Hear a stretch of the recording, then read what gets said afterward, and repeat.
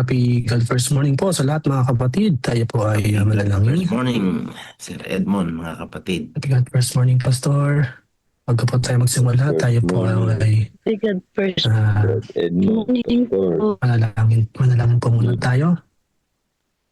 Dakila, mapagpala po namin, Ama, maraming salamat po muli sa isang napakagandang umagang ito na inyo pong ipinagkaloob sa bawat isa. Dalangin po namin, Ama po namin banal na kayo po ang siyang makasama po namin.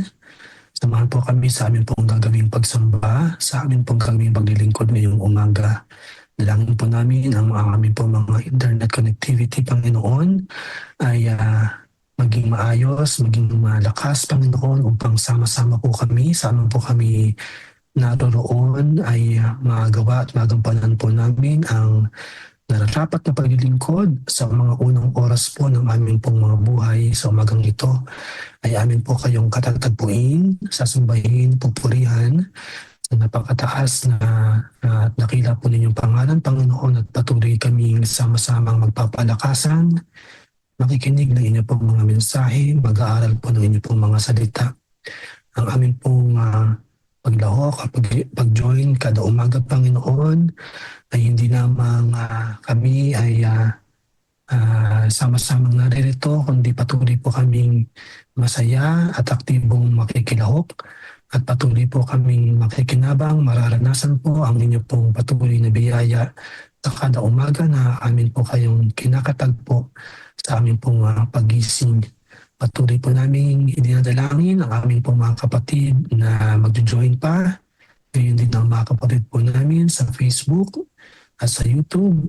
At ngayon din sa mga kapatid po namin, mga kakilala, anumang pong oras po nila ito masumpungan, ay maranasan din po nila ang inyo pong biyaya at pagpapala at makilala po nila kayo, Panginoon, at maranasan po nila ang inyo pong pag-ibig at patuloy po nila kayong tanggapin bilang kanila pong personal tagapagligtas. Maraming salamat po sa umagang ito at patuloy po namin dalangin ang mga iba pa pong participants na kayo po ang siyang makasama at ang inyo pong banal na espiritu ang siyang manguna po sa aming lahat at ang inyo pong mga mensahe at mga aral po ay aming pong maibahagi at magamit po namin, Panginoon, may bahagi rin naman po sa iba sa amin po mga kilala at mga kapatid at mga kaibigan. Sa umagang ito, Panginoon, dalangin na rin po namin ang aming po mga abang sarili na sumpungan po ninyo kami, Panginoon, na nagkasala sa isip, sa salita, sa gawa. Mari po ba, Panginoon, ay yung ipagpatawad po ito sa amin, Panginoon, upang ang aming pong paglapit na ito ay maging katanggap-tanggap at ang aming pong pagsamo, Panginoon, at aming pong paglilingkod ay maging maayos, Panginoon. At maraming salamat po sa inyo pong patuloy na pagbibigay sa amin na pagkakataon na lumapit po sa inyo, bagamat po kami patuloy na nakakagawa ng pagmamalabis at kakulangan sa inyo pong harapan. Panginoon, dalangin po namin ang bawat isa na naririto ay handa na sa paglilingkod at pagsamba at papuri po sa iyong dakilang pangalan. Maraming salamat po. Ito po ang aming dalangin sa pangalan po ng aming pong Panginoong Jesus. Amen. Ayan. Amen. Salamat po sa atin pong mga kapatid na naririto. 61 na po tayo sa Zoom. At muli ay inaanyayahan po namin kayo mga kapatid na inyo pong i-share sa inyo pong mga group chat, sa inyo pong mga churches ang ating pong Zoom platform upang sila naman po ay ating pong makapiling sa umagang ito dito po sa Zoom. Sa ating pong Facebook ay meron na po tayong 6 sa CLPM Daily Spiritual Empowerment Facebook page. Sa Adventist Mission ay meron na po tayong 15. Discipleship Ministry ay meron po tayong 8. Yan. So nawa ay mas lalo pa po tayong dumami habang po tayo nagpapatuloy. Muli ay happy God First Morning po sa ating lahat. Ngayon po umaga at tayo po ay nasa January 28. Opo, January pa rin po. Nakikita ko po sa Facebook, napakahaba po doon ng January. Pero salamat po sa Panginoon at tayo po ay nasa January 28 na. So ngayong umaga, makakapiling po natin. Sana po ay naririto na si Lovely Muwalya na magbibigay po sa atin ng Bible reading sa 2 Samuel chapter 20. So kung wala pa po siya, may nais na pong maganda upang siya ay alinhinan. Si Lovely Muwalya, at sa ating pong reflections, pangunahan po tayo ni Pastor Sam Tautau. Ayan, nandito na po. At si Pastor Daniel, nakita ko na po dito si Pastor Daniel Villar. At sa Jesus Wins, sa ating pong reading and reflection ay si Kim de Magnaong. Kung wala po siya, ay meron na lamang pong mag-volunteer. Alam ko naman po ay handa po kayong lahat. So, unahan na lang po at kung taas po ng kamay mamaya kung hindi po siya makapasok. At sa ating pong Councils on Stewardship, pangunahan po tayo ni Pastor Raul Trequito para po sa topic na a privilege and a responsibility. Ayan. So, nawa, tayo pong lahat ay makinabang sa umagang ito, patuloy na makinig, mag-aral at aktibong makilahok. No? Kung meron po kayong mga reflections, inyo pong ilagay dyan sa ating pong chat box, ngayon din sa mga Facebook pages po natin, ay susubukan po natin na basahin po ang mga yan. So ngayon po ay dadako na tayo sa ating pong pagbabasa ng ating pong 2 Samuel chapter 20. Ayan na po. So, narito na po ba si Sister Lovely? Baka iba yung pangalan niya sa Zoom. Kung wala po siya ay volunteer. Yan. So yun na po ang nais na magbasa ng 2 Samuel chapter 20. Nice ko rin po kayong imbitahan, no? Kung meron po kayong chance na mag-open po ng camera para po may nakikita po akong kausap ko sa Zoom. Mas maganda po, no? Mas maganda po sa Facebook live na nakikita po yung ating po mga speaker, yung mga nagsasalita sa ating pong Zoom platform. No? So kung handa na po tayo, ay pwede po tayong mag-open po ng ating po mga camera. Okay, sino po ang nais na magbasa ng 2 Samuel chapter 20? 1, 2, 3. Okay, ako na po yan. Wala pong nagtaas ng kamay. Sige po, tayo po ay magbasa. Ito po ay tungkol sa rebellion ni Sheba, no? Seba.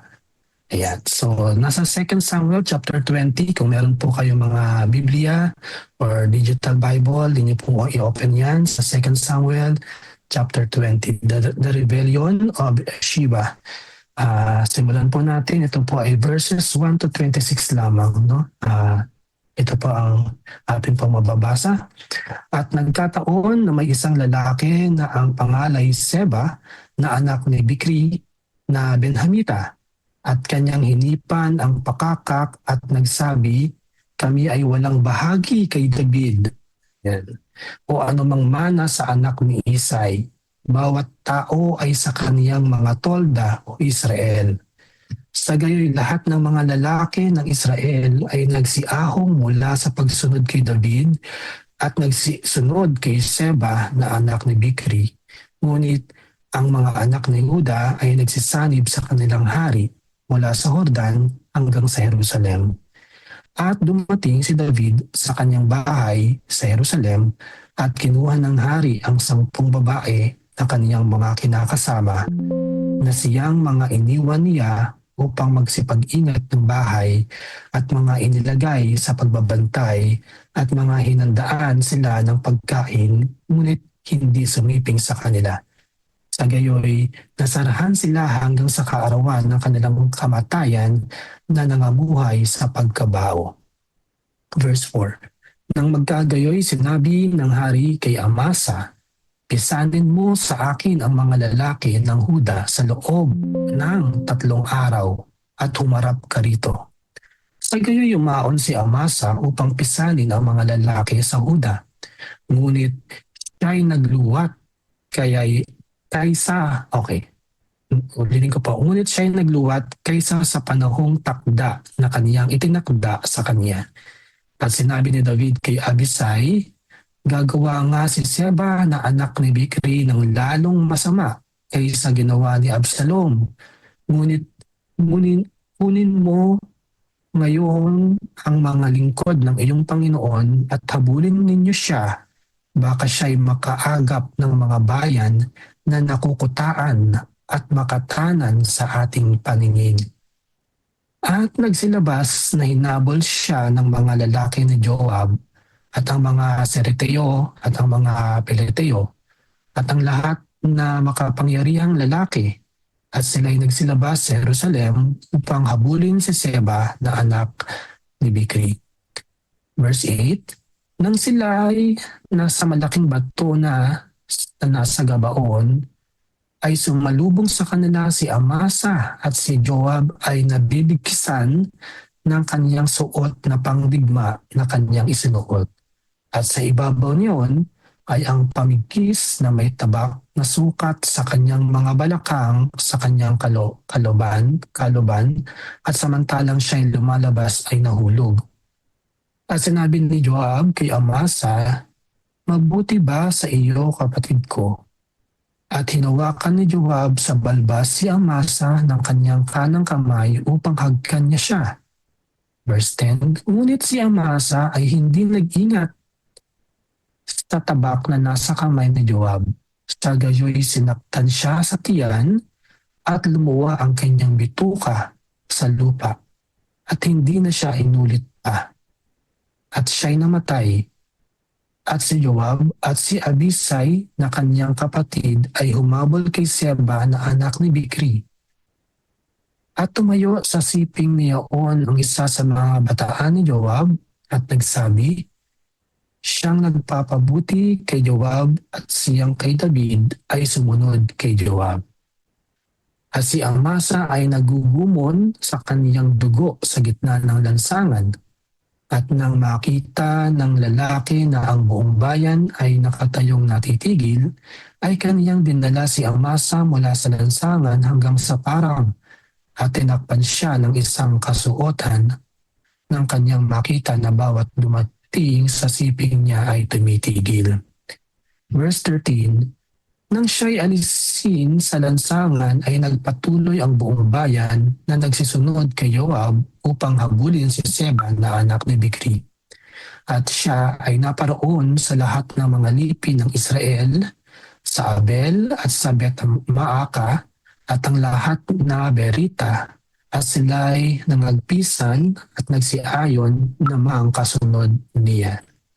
At sila'y nagsidating at kinulong nila siya sa Abel ng Bet-Maaka, at sila'y nagtindig ng isang bunton laban sa bayan at tumayo laban sa kuta at sinaksak ang kuta ng buong bayan na kasama ni Joab upang ibuwal.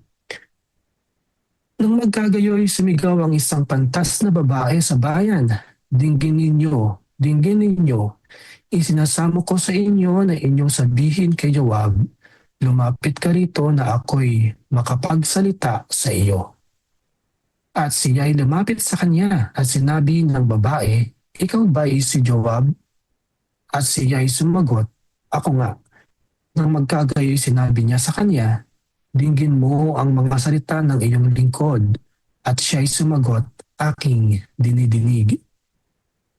Verse 18, nang magkagayoy nagsalita siya na sinasalita noong unang panahon na sinasabi, sila'y walang pagsalang hihingi ng payo sa Abel, at gayon nila tinapos ang usap.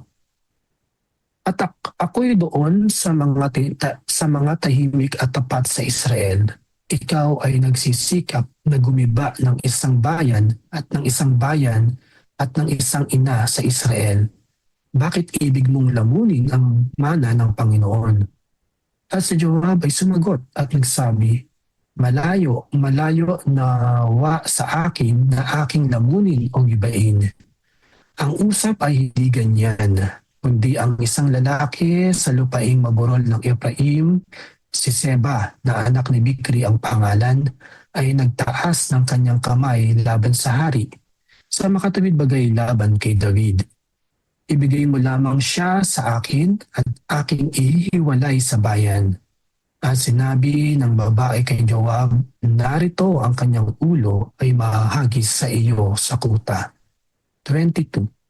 Nang magkagayoy na paroon ng babae sa buong bayan sa kanyang karunungan, at kanilang pinugot ang ulo ni Seba na anak ni Bikri at inihagis kay Joab, at kanyang hinipan ang pakakak at sila'y nangalat mula sa bayan.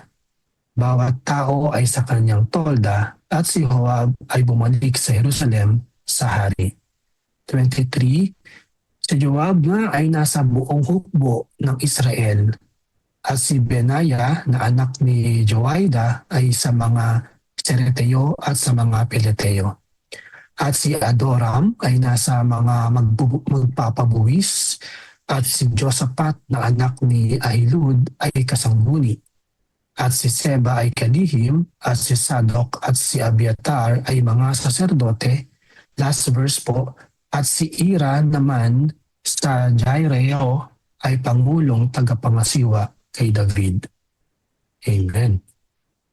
So ito po Amen. 2 Samuel chapter 20 kung saan pagkatapos po ng pagkamatay ni Absalom, no, ay meron na naman pong isang lalaki na muling nagsimula ng kaguluhan sa Israel sa pangalan pong Sheba na anak ni Bikri mula sa tribo po ng Benhamita. No? At ito nga po ay pinahabol ni Haring David kay Amasa, ngunit nakita po natin na merong delay. No? May tinakdang araw, 3 days, pero sa kanya pong delay ay inabol si Seba nila Joab. No? Pero nakita po natin na pinatay ni Joab si Amasa. No? So ano po ang magiging reflection po natin dito? May dalawang leader tayo nakikita sa katauhan po ni Haring David at ni Joab. No? Ano po ang magiging aral po natin dito? Sige nga po, ibigay po natin kay Pastor Sam Tautau ang reflection unang bahagi at kay Pastor Daniel Bilar. Kayo nahin po natin si Pastor Sam. Pastor Sam, kayo na po. God first morning po mga kapatid. Yan, so makikita po natin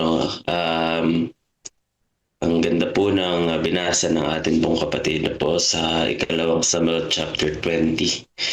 So dito po natin makikita isa kwento yung paghihimagsik ng isang tao po na sabi niya nga po kanina is wala daw silang bahagi dun kay David na siya ay si Sheba, isang Benjamite. So kung makikita po natin, siya yung nagpasimula nung away. Kaya kung titingnan nyo, biglang lumiit yung mundo niya nung siya ay pinahabol ni David. So yung aking reflection mga kapatid, ang una po ay ang maliit na alitan or yung alitan ay maaaring magwasak ng buong bayan. So makikita natin, nagsimula ang lahat doon kay Sheba na po isang taong mayroong galit at tinanakit. So hindi naman ganun minention ng Bible kung ano po ang meron. Bakit ganun na lang katindi yung galit ni Sheba? Bakit ayaw niyang magkaroon ng bahagi doon kay David? Sabi dito, pinakilala din sa atin, hindi siya nagsimula ng malaking hukbo, isang sigaw lamang ng paghihimagsik ang kanyang ginawa. Wala tayong bahagi kay David. So inimpluwensyahan niya yung mga tao na kung saan ang sabi nga po ay yung simpleng pananalitang ito yung nagmitya ng pagkawatak-watak ng Israel. So kung titignan niyo po, kung ilalagay po natin sa perspektibo natin bilang mga Kristiyano, di ba po minsan sa ating churches, sa mga churches po natin, yung maliliit na alitan is nagbibigay po ito ng tinatawag na division sa loob mismo ng simbahan. Na yung mga hindi pagkakaunawaan is nagdudulot ng pagkakawatak-watak. Kung kaya pinakikilala sa atin dito, mga minamahal, yung alitan is nagdudulot ng pagkakawatak-watak. Kung dito po ay sa buong bayan, sa atin po ay sa iglesia. Gusto ng Panginoon magkaroon tayo ng unity. Na po sa previous natin mga pinag-aralan, gusto ng Panginoon magkaroon tayo ng unity. But the problem is kapag nagkaroon tayo ng tinatawag na mga alitan, is instead of magkaroon tayo ng one accord at mapuspos tayo ng Holy Spirit, because of that indifference, mga kapatid, no po, at yung tinatawag ng mga alitan is nawawala. Kung kaya mapapansin niyo po, ano pong nangyari, ano po, is na yung Israel or yung bayan is nasira. Kung kaya ang sabi sa atin dito na po, ipinakikita nito sa atin na ang malaking krisis ay madalas nagsisimula sa maliit na sugat sa puso. Kapag ang sama ng loob ay hindi na inaayos, kapag ang tampo ay pinababayaan, ito ay nagiging binin ng pagkakahati-hati. No po? So ito na po ay nagiging totoo sa atin. No po? Yung maliit na mitya ng tinatawag na galit, selos, inggit, at ito po ay brought out sa marami. Wala na po, nawawala na po yung unity. Pangalawang bagay is yung pangalawang bagay, ano po, dalawang point lang na po ang gusto kong sabihin, is yung tinatawag na ginagamit ng Diyos ang karunungan ng karaniwang tao upang magligtas ng marami. Na po, sa huling bahagi po na binasa po kanina ay meron po si Joab na na-meet na isang babae. Na po, doon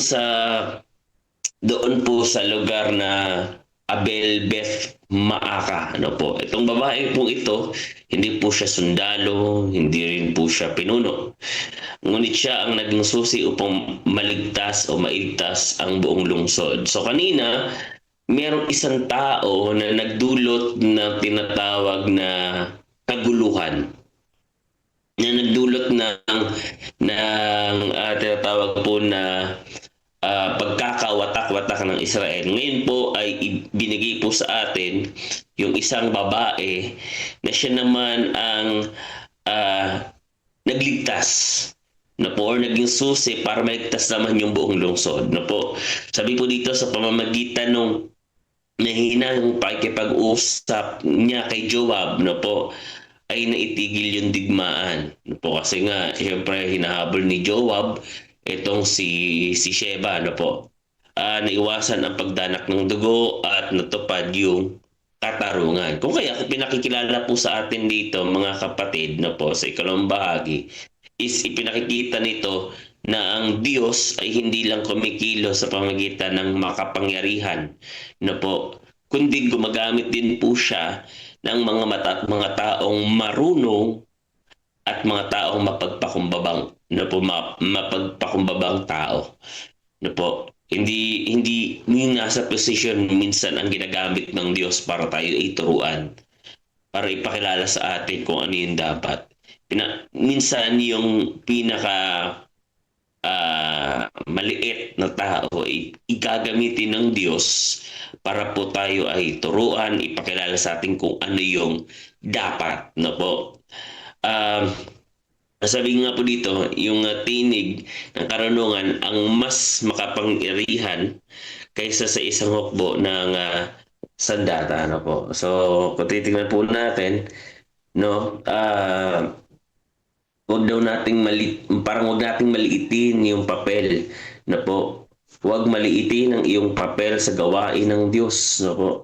So, tayong lahat, mga kapatid, kung iniisip natin na tayo ay maliliit yung ating bahagi, ay sabi nga po ay huwag daw nating isipin o tignan na ito ay maliit lang, kundi maaari tayo sa pamagitan ng ating mga pananalita ay may liligtas sa isang pamilya o isang komunidad. Sabi nga po ng Pawikahan 12:18, ang dila ng marurunong ay nagdudulot ng kagalingan. So makikita natin mga kapatid, no, kapag kang isang tao ay marunong, hindi, may mga tao po kasi marunong lang, nagdudulong-dulungan, hindi talaga marunong, na po.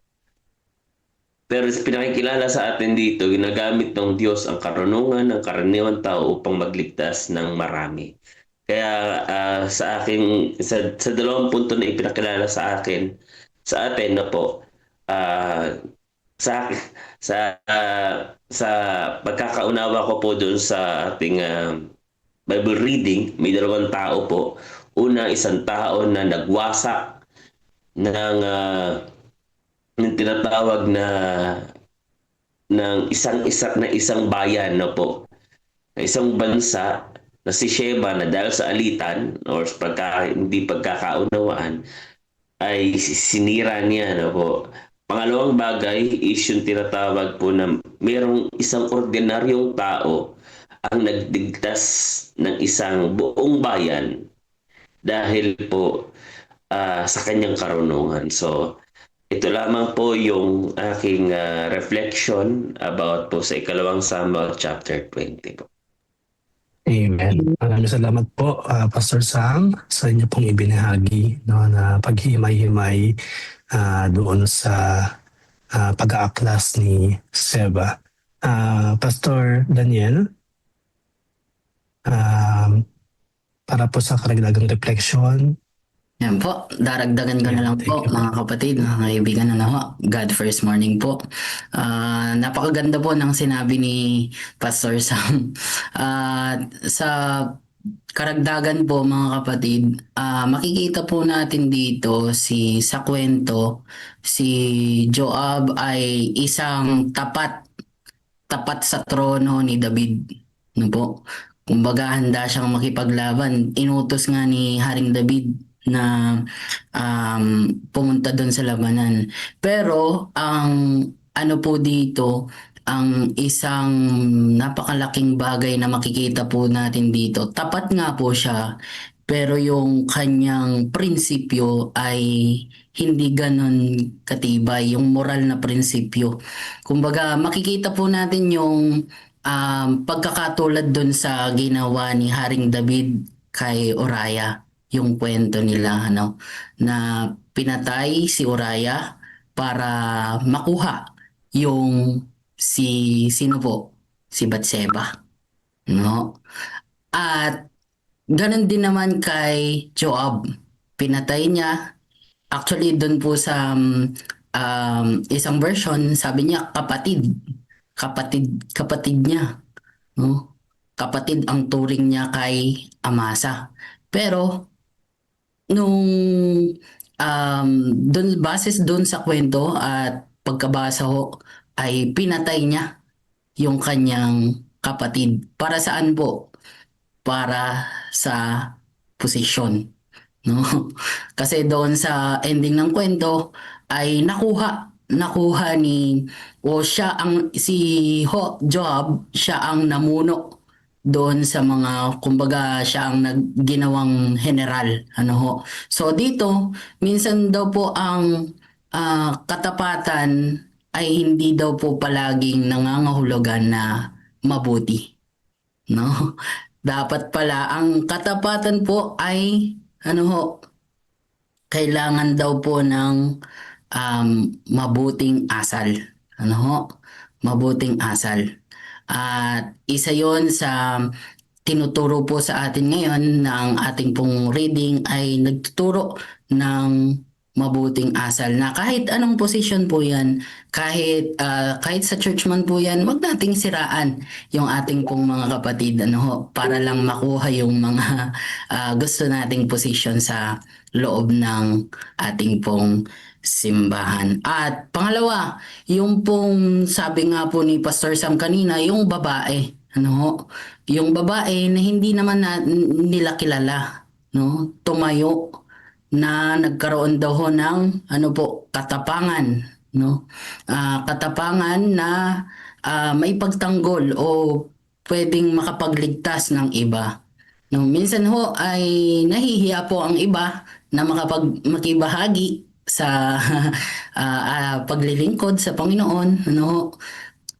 Ito ay tinuturuan din naman po tayo na maging matapang at maging ano na ito, isang paninindigan, ano ho. Yan, yun yung tinuturo po sa atin ngayon ng kwento na ito na tayo po'y manindigan sa ating pong mga paniniwala at ating pong mga itinuturo, no?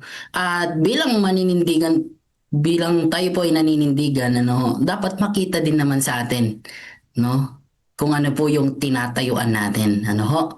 At talagang ito pong kwento na ito ay madami pa pong tinuturo sa atin, hindi lang po itong mga points namin na ito. Maaring kayo din ho ay meron pong nakita dito na mahalagang reflection, ano ho. Kaya naman ito lang po yung maidadagdag ko doon sa sinabi ni Pastor Sam, ano ho. Kasi buo na po doon ang kwento. Kaya yun lamang po. God first morning po. Amen. Yan. Salamat po, Pastor Daniel. No? Dito naman nakita natin yung binagi nga ni Pastor about kay Joab. No? Ginamit ni Joab yung dahas at even panlilin lang, no? Para mapanatili sa kanya yung position. So ayaw niyang mawalan siya ng control. No? So sinasabi ni Pastor Daniel dito yung integridad, no, ay nagkulang kay Joab. Yan, para mapanatili, no, ma-secure yung kanyang position. So tayo po ibabasa. Maraming salamat po sa ating pong mga puting pastor. Sa Facebook po ay nagbahagi si Sister Imelda Diego. Basahin lang po natin ng mabilis, no? Amen po. Happy God first morning, everyone. Ang 2 Samuel 20 ay nagtuturo ng aral tungkol sa panganib ng paghihimagsik, ang kahalagahan ng katapatan at ang mga bunga ng kasalanan. Ipinapakita nito ang pagre-rebelde ni Seba laban kay David, ang marahas na pagtatapos ng pag-aalsa at ang katarungan ng isang babae na mapapanatili ng kapayapaan sa gitna ng kaguluhan, na nagbibigay diin sa pagpapanatili ng pagkakaisa at paggalang sa itinalagang pamumuno. Ayan, God bless us all. Isa rin pong paalaala na ang tunay na kapayapaan ay nagbumula sa pagpapasok ng kalooban ng Diyos at pagkakaisa sa halip ng pagrebelde na nagbubunga lamang ng kamatayan at pagkawasak-wasak. Amen. Maraming salamat po, Sister Imelda.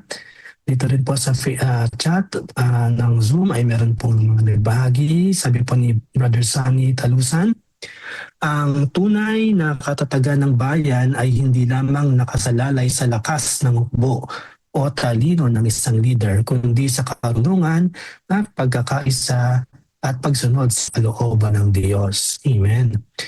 Si Sister Tess, ang pagkakaisa ay hindi lang virtud. Ito ay utos ng Panginoon na dapat sundin. Magkaisa tayo bilang iglesia, isang katawan na ang Panginoong Yesus ang ulo. Gaano man kalakas at katalino ang tao, wala siyang magagawa dahil ang lahat ay sa Diyos pa rin nagmumula. Amen. Mula kay Brother Jonathan Maglonso, happy God first morning. Inilarawan din dito na nagpapatuloy pa rin ang bunga ng kasalanan ni Haring David kay Bathsheba. Maski siya ay pinatawad na si Joab, bagamat may kakayahan siya naman ay may masamang puso.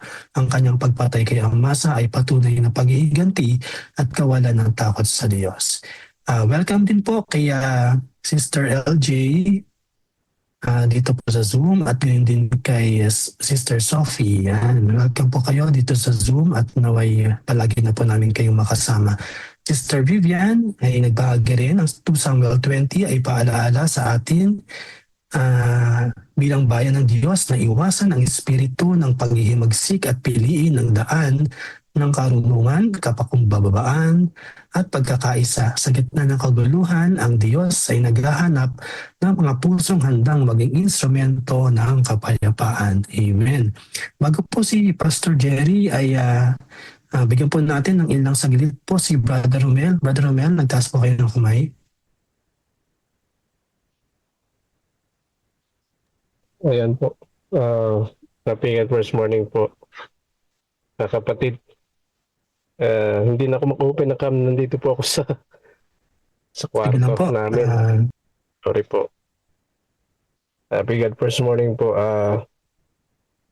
Isang application lang po ang nakita ko dito mga kapatid sa ating binasa. Nasabi dito ay maging instrumento tayo ng kapayapaan sa halip ng gulo.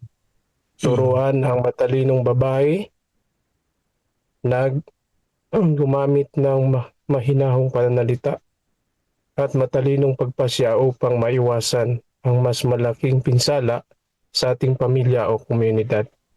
Kaya tunay mga kapatid na dapat talaga tayo ay maging instrumento katulad ng babaeng ito sa ating pananalita at sa matalinong pagpasya.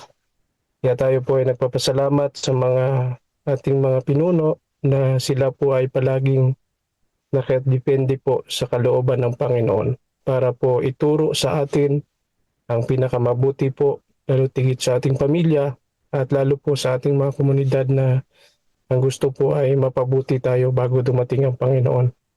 Kaya wag nating gayahin po yung mga iba dyan na sinasabi sa Biblia na ating napag-aralan ngayong umaga po.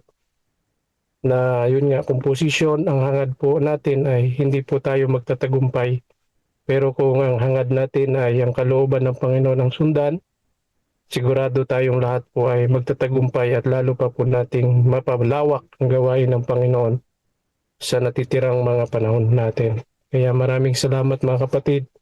Tayo po ay laging tumanaw sa kalooban ng Panginoon at huwag nating sundin ang ating pasya ng ating puso para lamang sa posisyon. Happy God first morning po.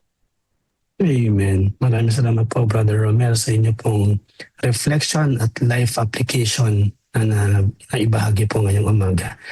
Sabi po ni Sister, sorry kung sister po ito, or Jamie Lynn Navales, God first morning po sa lahat. Na-realize ko po na kailangan gamitin ang karunungan at mahinahong pananalita upang lutasin ang mga alitan upang diin na umabot sa karahasan.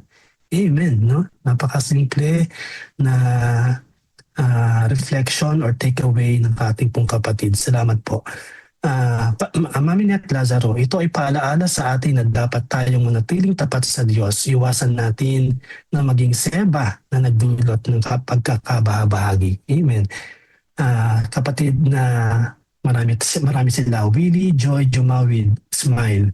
A friendly reminder as our lesson we learned today's discussion is that there's always a result of our decisions. May we decide accordingly. Amen. Ayan, sabi po ni Pastor June, inuhuli ko pa talaga sa Pastor Jerry para po recap. Ang 2 Samuel chapter 20 ay nag-aanyaya sa atin na mahalagang siyasatin natin ang ating mga sariling puso. Tayo ba ay mga tagapagtaguyod ng pagkakaisa o mga binhi ng pagkakabahabahagi? Umaasa ba tayo sa marahas na pamamaraan o kontrol o karunungan o pananampalataya? Bilang iglesyang sa huling kapanahunan, tinatawag tayo ng Diyos bilang kanyang bayan na maging tagapagpayapa. Mga taong inuuna ang katotohanan, pagpapakumbaba at pagsunod sa Diyos kaysa sa pansariling ambisyon. Happy God first morning po sa ating lahat. Maraming salamat po, Pastor June Barredo, sa napakalaman na mensahe po ngayong umaga. Bilang huli, no, sa pagbawakas po ay atin pong basahin ang ibinahagi po ng ating pong Pastor Jerry. Amen. Maraming salamat po sa ating mga batang manggagawa sa church planters. Nakaka-inspire ang inyong mga reflections. Konting dagdag lang po, ipinapaalala sa atin ng 2 Samuel 20 na ang pagkakabahabahagi ay hindi kalooban ng Diyos para sa kanyang iglesia. Isang malintinig ang muntik sumira sa bayan, ngunit isang pusong may karunungan ang nagdala ng kapayapaan. Bilang Seventh-day Adventist, tinatawag tayo ng Diyos na manatiling nagkakaisa, mapagpakumbaba at tapat sa kanyang misyon habang hinihintay natin ang nalalapit na pagbabalik ni Kristo. Sa gitna ng kaguluhan ng mundo, ang iglesia ay dapat maging tahanan ng kapayapaan at tinig ng pag-asa. Amen. Meron pa pong kasunod. Ang ginawa ni Joab ay larawan ng loyalty na kinuha sa dahas. Mabilis, epektibo, ngunit walang pag-ibig. Pinatay niya si Amasa dahil hindi sa katapatan sa Diyos, kundi upang angkinin ang kapangyarihan. Ito ang parehong espiritu na makikita sa Apokalipsis 13, kung saan ang katapatan ay ipipilit sa pamamagitan ng takot at puwersa. Ngunit ang Diyos ay iba.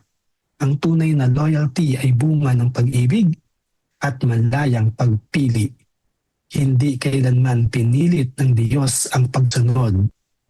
Inaanyayahan niya ito. Bilang bayan ng lalapit na pagbabalik ni Kristo, tinatawag tayong manatiling tapat, hindi dahil sa takot, kundi dahil sa pag-ibig sa Kanya. Amen.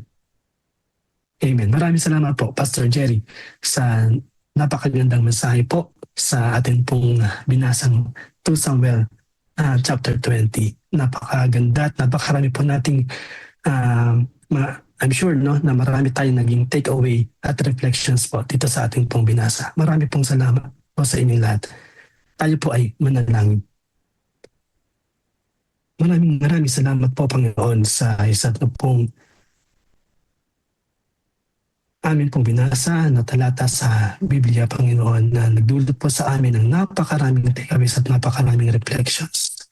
Ang kahalagahan po ng pagkakaisa sa aming pong iglesia ay napakahalaga. Kami pong naghihintay sa inyong ikadawang pagbabalik, Panginoon, ay nararapat lamang na panatilihin ito, na magkaisa po kami hanggang dulo at patuloy po naming itatag na ang aming pong pagkakaisa, Panginoon, na inyo pong pinangungunahan, at patuloy po namin kayong paglilingkuran ng pag-ibig, sapagkat kayo po ang unang umibig sa aming lahat. Tinanggap po kami, iniligtas at binigyan ng pagkakataon upang magkaroon ng buhay na walang hanggan. Maraming salamat po, Panginoon, sa mga aral, mga reflections, mga life applications na amin pong nadinig at nakuha sa amin pong binasang 2 Samuel chapter 20. Nawa, Panginoon, ito'y amin pong may sa puso, magamit sa amin pong pamumuhay at patuloy pong maibahagi sa iba upang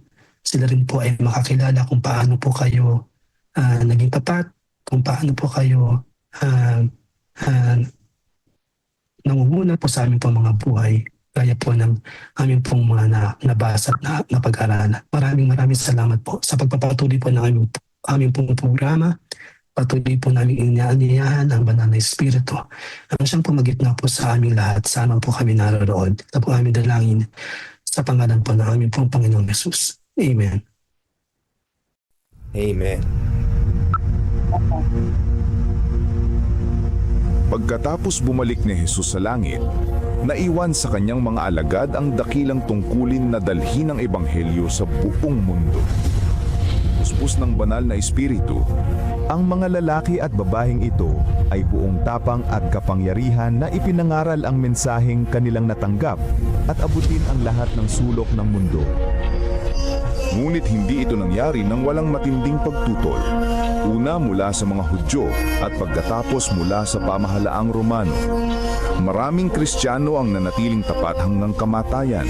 Tiniis ang pagpapahirap at kahihiyan sa harap ng mga masayang manood sa Circus Maximus at Colosseum sa Roma at sa buong imperyo. Gayunpaman, ang dugo ng mga martir ay naglatag ng daan para lalo pang lumaganap ang ebanghelyo. Pagkalipas ng mga taon ng pag-uusig ng mga emperador ng Roma, isang emperador na nagngangalang Constantine ang nagpahayag ng kanyang pagtalima sa Kristyanismo noong 312 AD. Naging tanyag ang Kristyanismo, ngunit kasabay nito ay pumasok din sa simbahan ang maraming paganong kaugalian at simbolo, lalo na sa Roma. Ang obispo ng Roma ay unti-unting nagkaroon ng higit na kapangyarihan at autoridad at nagsimulang tutulan at usigin ang mga taong kumikilala kay Jesus lamang bilang ulo ng iglesia at tumatanggap sa Biblia lamang bilang pinakamataas na pamantayan ng katotohanan. Upang makatakas sa lumalalang pag-uusig, ang tunay na bayan ng Diyos ay umatras patungo sa mga liblib na lugar ng Europa. Sa hilagang Italia, ang mga Waldenses ay nagtago sa mga kabundukan. Marami ang pinatay ngunit patuloy na nagningning ang liwanag sa kadiliman sapagkat ang Diyos ay nananatiling may kontrol. Siya ay nagbangon ng mga lalaking tulad ni Wycliffe, Hus, Tyndale, Luther, Calvin at Zwingli upang tumindig para sa katotohanan. Ipinaglaban nila ang Biblia lamang, pananampalataya lamang at si Kristo lamang. Noong 1798, sa katuparan ng propesiya sa aklat ni Daniel, ang kapangyarihang panrelihiyon at pampolitika ng simbahang Romano ay pansamantalang nabawasan nang alisin ni General Berthier si Pope Pius VI sa kanyang trono. Kasunod nito, nagkaroon ng malaking pagkagising sa interes tungkol sa mga propesiya ni Daniel at marami ang naniwalang malapit nang bumalik si Jesus. Sa Estados Unidos, pinangunahan ng Baptist preacher na si William Miller kasamang daang-daang ibang tagapangaral ang pagtuturo tungkol sa pagbabalik ni Kristo noong 1844. Subalit nang hindi bumalik si Jesus noong 1844, masusing pag-aaral ng Biblia ang nagbigay liwanag sa isang maliit na grupo na ang ministeryo ni Kristo sa makalangit na santuaryo ang dahilan ng kanilang matinding kabiguan. Natuklasan nila sa Biblia na ang ikapitong araw ay Sabat na itinalaga ni Jesus para sa kanyang bayan. Unti-unti nilang naunawaan na ang kanilang misyon ay ipangaral ang mensahe ng tatlong anghel sa Apokalipsis 14. Bilang mga Seventh-day Adventist, ang layunin nila ay ipangaral ng may kapangyarihan ang walang hanggang ebanghelyo at ihanda ang mundo sa pagbabalik ni Kristo. Mahigit sa 160 years na ang lumipas, mga taong dumaan sa dalawang World War, maraming kampanyang militar, mga krisis sa ekonomiya, ang pagtaas ng ateismo at sekularismo at pagdami ng populasyon ng mundo. Dumami rin ang mga natural na kalamidad na pabalik-balik at lumalala. Sa panahong ito, ang misyon at mensahe ng Iglesia ay mas may kabuluhan at mas agaran kaysa dati. Si Jesus ay malapit nang dumating at ang mundo ay dapat na maihanda. Maghanda sa pagsalubong sa Diyos. Amen. Amen. Amen. Amen. Amen. Amen po. Sa pagpapatuloy po ng ating pong ginagawang pagsamba, ay nais po nating tawagin si Sister Net Lazaro. Sa pagbabasa po, nagwagi si Jesus, no, pagtanggap sa kanyang pagmamahal. Ngayon po ay ang ating pong babasahin ay ang kanyang talaang kanan, no, yung genealogy. Yan. Mami Net? Thank you, Brother Edmond. Good morning. God first morning, everyone. Shout out sa mga bagong join. Welcome to the family of God. Welcome po kayo. Yan. Salamat po. Ang ating topiko sa umagang ito ay may pamagat na ang kanyang talaang kanan. Talaang kanan. Yan. Ang ating talata ay mula sa Lucas 3:38. Anak ni Enosh, anak ni Seth, anak ni Adan, anak ng Diyos. Kamakailan ang bilang ng mga kumpanya ng pagsusuri ng DNA ay dumarami na nagpapakita ng tumataas na pagnanais na malaman ang ating lahi. Mayroong muling interes sa pagtataguyod ng sariling talaang kanan. Ang genealogy ay ang pag-aaral ng mga pinagmulan at kasaysayan ng pamilya. Ang mga genealogista ay nag-iipon ng mga listahan ng mga ninuno na kanilang isinasaayos ayon sa mga pedigree chart o iba pang nakasulat na anyo. Ang salitang genealogy ay nagmula sa dalawang salitang Griego. Ang isa ay nangangahulugang lahi o pamilya at ang isa naman ay teorya o agham. Mula rito ay nagmula ang kahulugan na pagsusuri ng pinagmulan, ang agham ng pag-aaral na kasaysayan ng pamilya.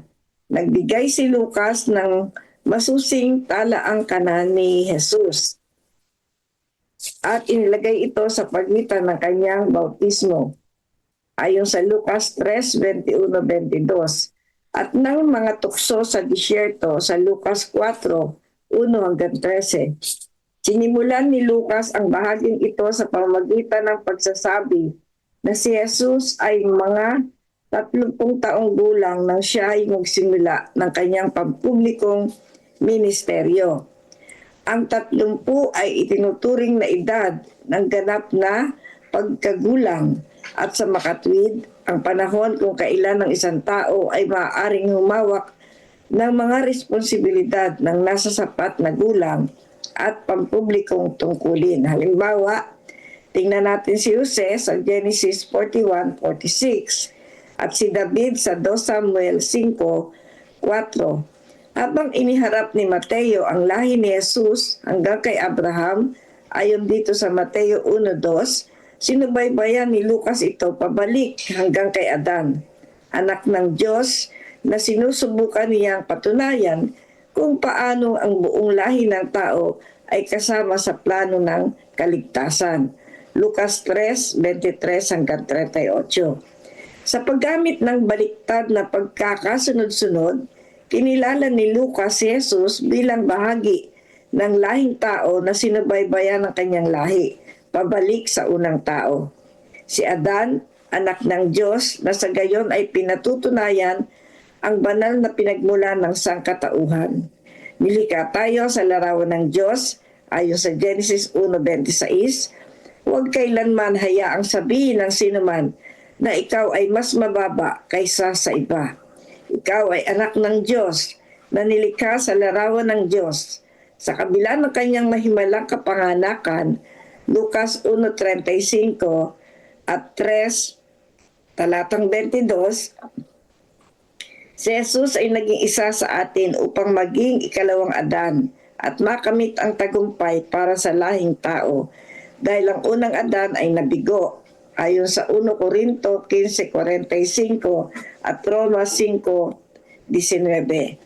Si Jesus ay ganap na Diyos at ganap na tao. Ikaw ba ay labis na kadarama ng iyong mga pagkukulang na hindi ka karapat-dapat bilang anak ng Diyos? Si Jesus ang ating kinatawan na ang kanyang pagsunod at kamatayan ay itinuturing na sa atin. Sa perpektong anak ng Diyos, tayo ay tinanggap bilang sariling mga anak ng Diyos. Purihin si Jesus, ang ating tagapagligtas.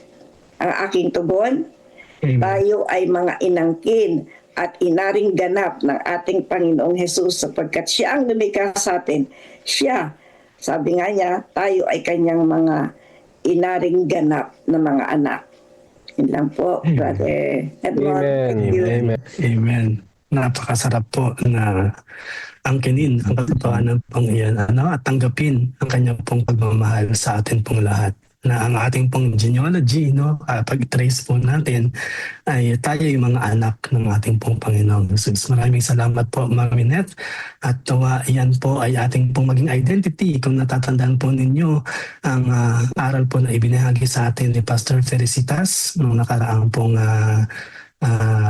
pagpupulong. Yan po yun, diniscuss doon yung ating pong identity. Yan. So maraming salamat po at nawa tayo po lahat ay nakinabang dito po sa ating pong binasang ang kanyang talaang kanan, genealogy ng Panginoon pong Jesus.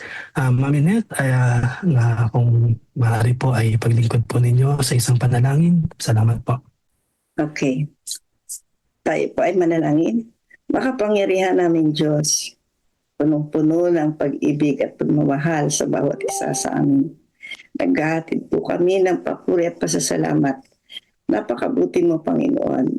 Pagamat kami patuloy na nagkakasala, kami inangkin mong mga anak. Tunay na ikaw ang mapagmahal na Diyos. Sa umagang ito, muli po namin ibinabalik ang aming papuri, ang aming pasasalamat. Patuloy, Panginoon, na kami ay magiging kabahagi sa iyong ministeryo, na ikaw lamang at ikaw lamang, O Diyos, ang aming itatanghal bilang aming Diyos, na siyang malapit nang dumating, ang aming tagapagligtas, ang aming Panginoong Hesukristo. Ito po ang aking samot dalangin sa pangalan po ng aking Diyos at aking Panginoong si Jesus. Amen. Amen. Amen.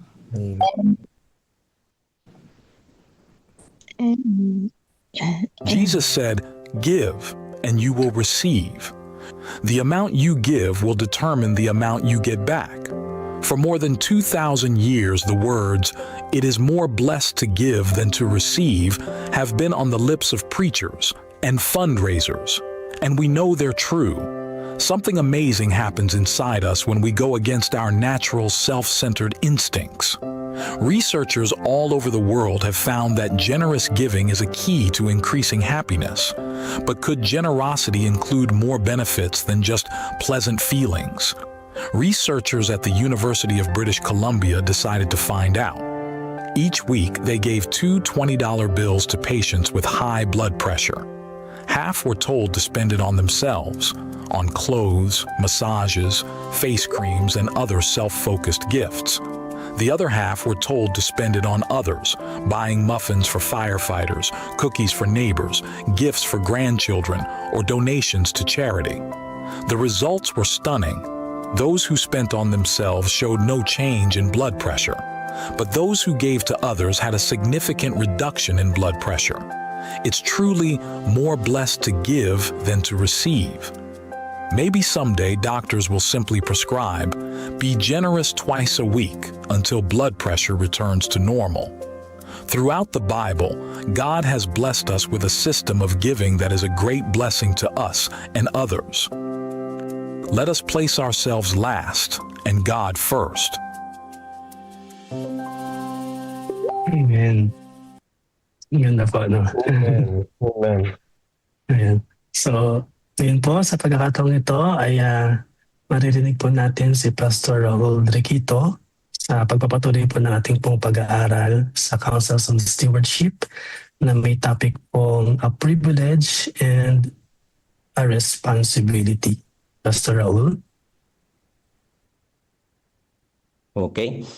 Happy God's first morning po mga kapatid. Isa pong pagkakataon na tayo ay narito na mag-uli upang atin naman pong pag-aralan ang aklat ho ng ating pong mahal na prophet at lalo tigit ating pong makita ulit ang layunin ng ating Panginoong Diyos habang tayo po ay naglilingkod mula po sa Kanya mga kapatid, mga kaibigan. Ngayon po ito muna ay aking babasahin at mamaya ay magkakaroon po ako ng reflection buhat po sa aking pong binasa mga kapatid ko. Ang sabi niya rito, isang karapatan at isang pananagutan. Ito po ay ating makikita dito po sa Council of Stewardship at canonical po niya ay nasa Review and Herald, July 28, 1904. Na hoping po ang aking pong babasahin, ito nawa po mga kapatid ko ay magdala sa atin upang tayo po ay patuloy na maglingkod sa ating Panginoong Diyos na meron pong katapatan sa lahat po ng pagkakataon. Isang karapatan at isang pananagutan. Ang mga pinakasagradong katotohanan na kailanman ay ipinagkatiwala sa mga mortal ay ibinigay sa atin upang ipahayag sa mundo. Ang pagpapahayag ng mga katotohanan ito ang ating tungkulin. Ang mundo ay dapat mabigyan ng babala. At ang bayan ng Diyos ay dapat manatiling tapat sa pagtitiwalang ipinagkaloob sa kanila. Hindi sila dapat makibahagi sa mga espekulasyon, hindi pumasok sa mga negosyo kasama ang mga hindi na nananampalataya sapagkat ito ay makakahadlang sa kanila sa paggawa ng tungkuling ibinigay sa kanila. Sinabi ni Kristo tungkol sa kanyang bayan, "Kayo ang ilaw ng sanlibutan." Hindi maliit na bagay na ang mga payo, layunin, mga plano ng Diyos ay napakalinaw na ipinahayag sa atin. Isang kahangahangang karapatan ang maunawaan ang kalooban ng Diyos gaya ng inihayag sa tiyak na salita ng hula. Naglalagay ito sa atin ng isang mabigat na pananagutan. Inaasahan ng Diyos na ibahagi natin sa iba ang kaalamang ibinigay niya sa atin. Layunin niya na ang mga banal at pantaong pamamaraan ay magkaisa sa pagpapahayag ng mensahe ng babala. Meron pa akong mga bagay na nakita dito mga kapatid ko na unang-una tayo ay pinagkatiwalaan ng Diyos. Ang sabi niya, bakit ang pinakasagradong katotohanan na kailanman ay pinagkatiwala sa mga mortal ay ibinigay sa atin upang ipahayag sa mundo. Nakita ko sa aklat na ito mga kapatid, totoo yun, sa dinami-dami ng tao sa sanlibutan, sa dinami-dami ng iglesia na tumubo sa buong sanlibutan. Bakit tinukoy ng ating prophet na ang tinatawag na sagradong katotohanan, ito po yung salita ng Diyos, ipinagkatiwala sa mga mortal. At yung mortal na tinutukoy dito mga kapatid ay ibinigay sa atin upang ipahayag sa mundo. Ibig sabihin, yung salitang ibinigay sa atin, mga kapatid, meron pong tinukoy ang last day events. Ang sabi niya dito mga kapatid,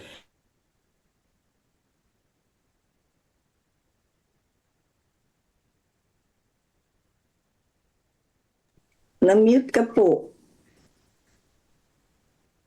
Pastor Raul, na-mute ka po.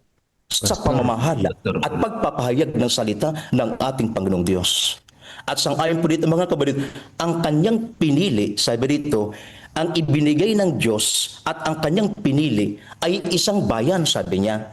At yung kanyang bayan na yan, sabi dito mga kapatid, ang mga Seventh-day Adventist ay pinili. Ibig sabihin, wala ng ibang iglesia na tumubo sa sanlibutan na pinili ng Diyos maliban sa Seventh-day Adventist. Ibig sabihin, malaking pagtitiwala ng Diyos sa ating pong iglesia. Bakit? Ang sabi dito mga kapatid, ang mga Seventh-day Adventist ay pinili ng Diyos bilang isang natatanging bayan, natatangi, kakaiba, hiwalay sa sanlibutan, sabi niya rito mga kapatid.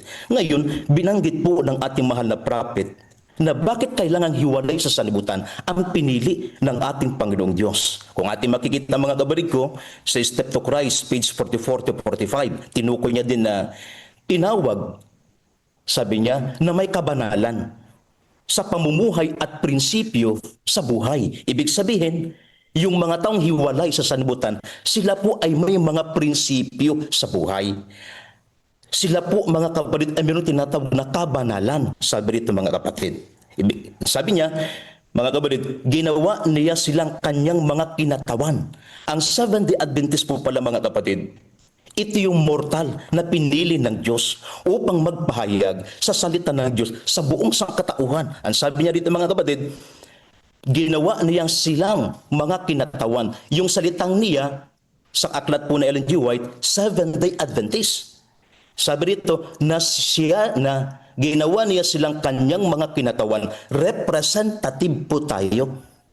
At tinawag silang mga sugo sa ibang pamamaraan, ambasador para sa kanya sa huling gawain ng pagliligtas.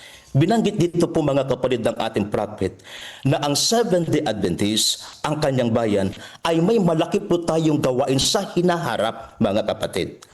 Sabi niya, ang pinakadakilang kayamanan ng katotohanan na ipinagkatiwala sa mortal, ang pinakasulimni at nakapangingilabot na babala na kinakalang ipadala sa bayan ng Diyos na ito pinagkatiwala sa atin ng ating Panginoon, mga kapatid. Ngayon, ating bibigyan pansin. Bakit po pala tinawag ng Diyos ang Seventh-day Adventist? Ang sabi niya, meron po kasing nakita ang Diyos na ito po dapat makita ng Adventist at ito maipahayag. Na ito wala sa ibang sekta o relihiyon, mga kapatid. Ang sabi rito mga kapatid, Adventists are seen as a peculiar people chosen to act as a watchman. Tayo po mga kapatid ay tagakita, bearing light to a world in darkness. Kung mayroong mga iglesia sa sanlibutan na nagpapaabot ng liwanag sa buong kadiliman sa lupang ito, tinukoy po at hangarin po ng ating prophet na walang ibang iglesia na dapat magliwanag sa kanila, na dapat tagakita sa kanila, maliban po lamang ang Seventh-day Adventist po mga kapatid. Ngayon, bakit Seventh Adventist? Ang sabi dito mga kaibigan, merong aral na ito po'y kinakatawanan ng three angel message. Ang sabi dito, they are called to announce na tayo po ay tinawag, sabi niya, that the hour of God's judgment has come. Na malapit na pala, mga kapatid, ang paghuhukom. Na ang paghuhukom pala, mga kapatid, mga kaibigan, ito'y kinakailang malaman ng bayan ng Diyos. Hindi lamang ang bayan ng Diyos, kundi bagkus kinakailang na ito po ay maibahagi sa isang kadiliman na kinakailangang mapaabutan ng ningning ng salita ng ating Panginoon, mga kapatid. And then sabi dito, ang Seventh Adventist, meron po kasing doktrina. Ito po tinatawag na the sanctuary doctrine. The understanding of Christ's ministry in the heavenly sanctuary, sabi niya, ito po mga kapatid ay isang unique na doktrina ng Seventh-day Adventist na kinakailangan makilala ng isang madilim na sanlibutan na merong Jesus na tagapamagitan. At darating yung panahon, sang-ayon po sa The Great Controversy, page 613, darating yung panahon, mga kapatid, na titigil ang gawain ng Diyos sa banal na santuaryo. Ibig sabihin, darating yung panahon ng close of probation. Ibig sabihin, ang bayan ng Diyos habang may panahon sa mga huling araw, tinawag ng Diyos ang kanyang bayan, Seventh Adventist, upang magliwanag sa isang madilim na kalupaan, mga kapatid. Ano pa? Ang sabi rito, ang Adventism, sabi rito, mayroong tinatawag na proclamation of the law. Ibig sabihin, a central duty is to restore the importance of God law, particularly the seventh-day Sabbath. Mga kapatid, ating bibigyan pansin, unique ang Seventh Adventist. Kaya ito pinili pala ng ating Panginoong Diyos. Bakit? Patuloy na pinaiiral at patuloy na ipinapaliwanag ng tao ang tinatawag na pag-restore. Merong isang batas ang Diyos na mamamayagpag sa kalupaan at ito po mga kapatid ay batayan ng pinakagobyerno ng Diyos sa buong sangkalangitan. At ito po'y kailanman ay hindi po mawawala. Kundi bagkus, ito po mga kapatid ay gustong i-restore ng Diyos sa bawat tao mula sa madilim na lugar, mga kapatid, mga kaibigan. Kasi nga, ang batas ng Diyos, kinakailangan, ito po ay mamamalagi at ito dapat ay maihayag sa buong sanlibutan, mga kapatid, mga kaibigan. And then, ang sabi pa rito, ang Adventism, sabi niya, ay meron pang isang unique na dapat natin makilala. Ang Adventist ay nagtuturo na kinakailangan na tayong maghanda. Saan? Sa nalalapit ng pagbabalik ng ating Panginoong Jesus, mga kapatid, mga kaibigan.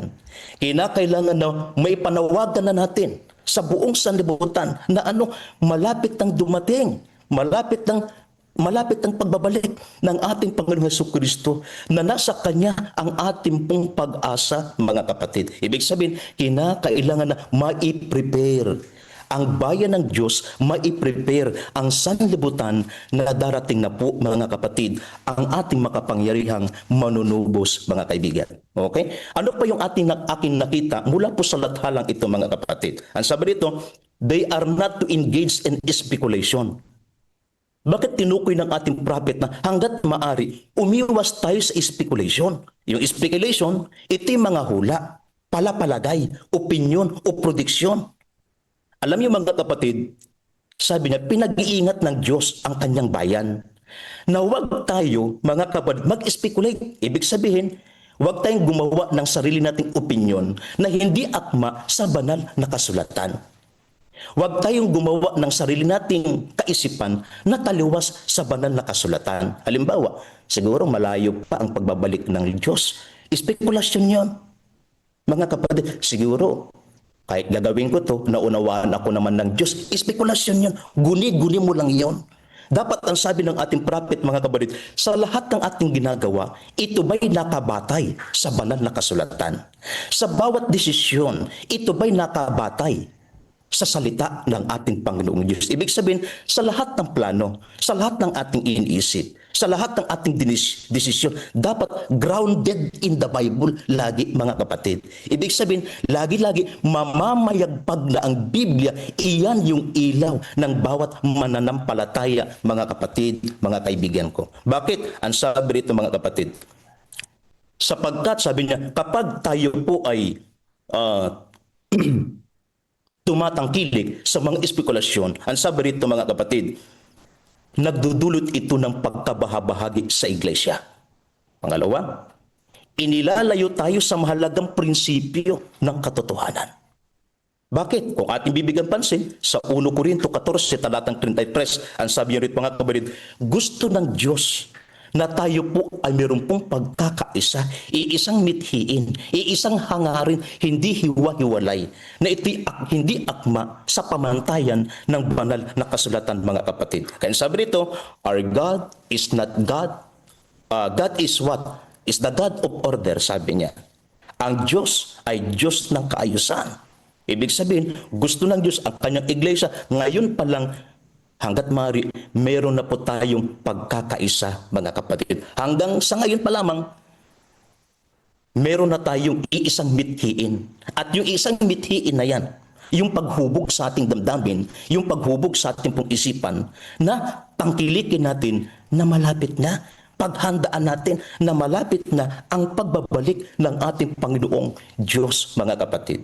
E di meron pa akong nakita dito, sabi dito, neither enter into a business enterprises with unbelievers. Mga kapatid, hindi po masama na tayo po ay meron pong tinatawag na business.